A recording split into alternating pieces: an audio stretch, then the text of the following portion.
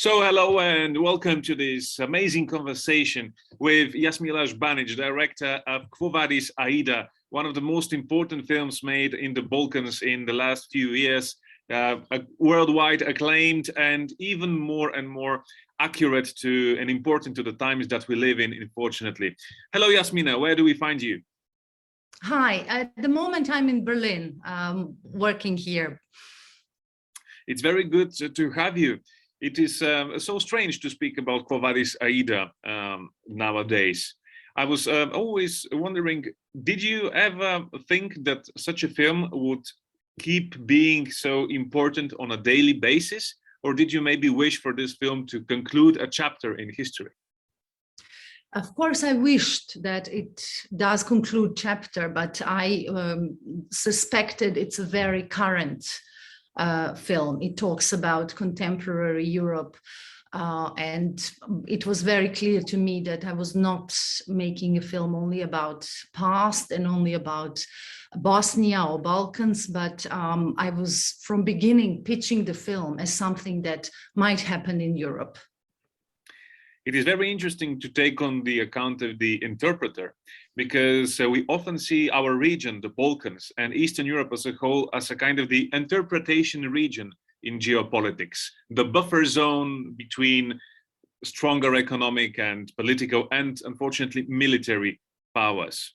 So where do interpreters and middle countries stand now, given the current situation?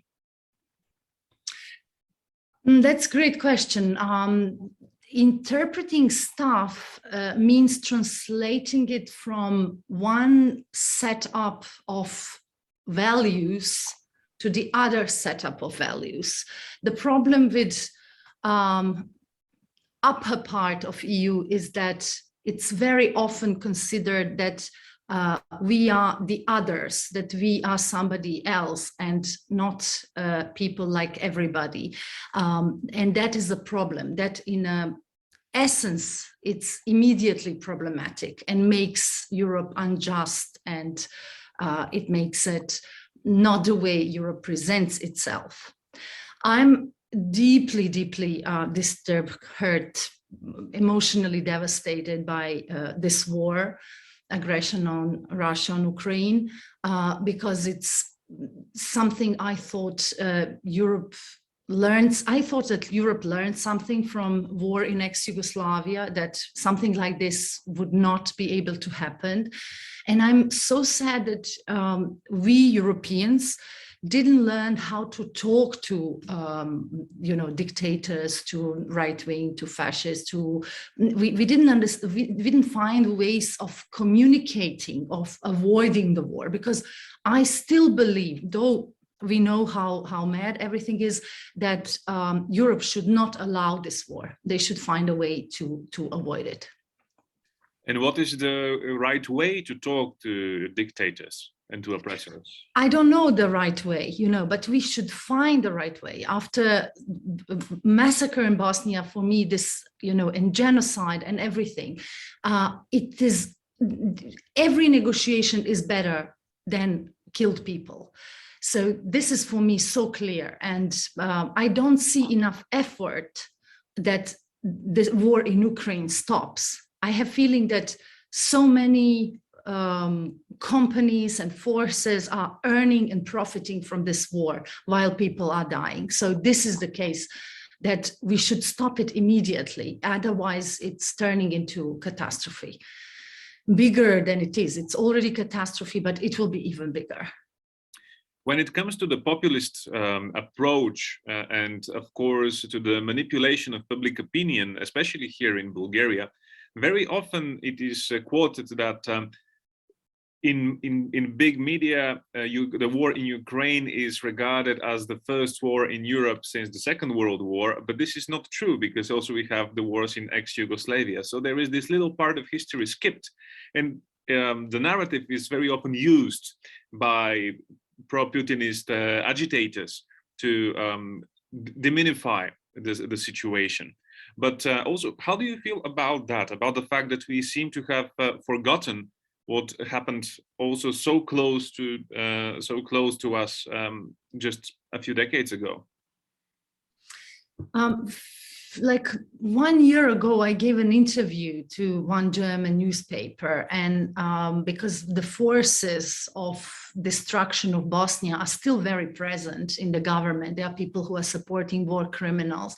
There are people who are paid by Putin to talk about dismantling of Bosnia not becoming EU and stuff like that. So I talked how much European politicians need to react on that, because I said, what's happening to us will happen to you.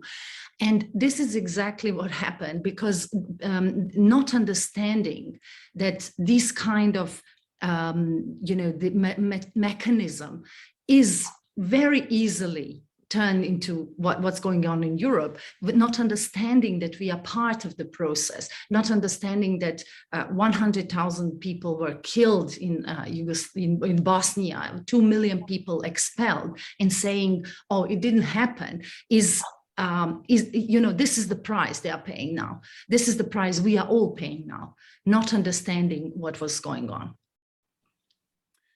Did we ever? Your film is nominated for the LUX Prize, which is given by the European Parliament. It's one of the most interesting and contradictory prizes in the world, I would say, because it is a prize given by politicians, policymakers, stakeholders, people who are employed to actually make the world better and not necessarily understand art. So in terms of giving your film to such an unusual jury, how do you feel? Do you feel that your film may be even more impactful when seen in an organized way by people who are actually applying the policies that we speak of or dream of?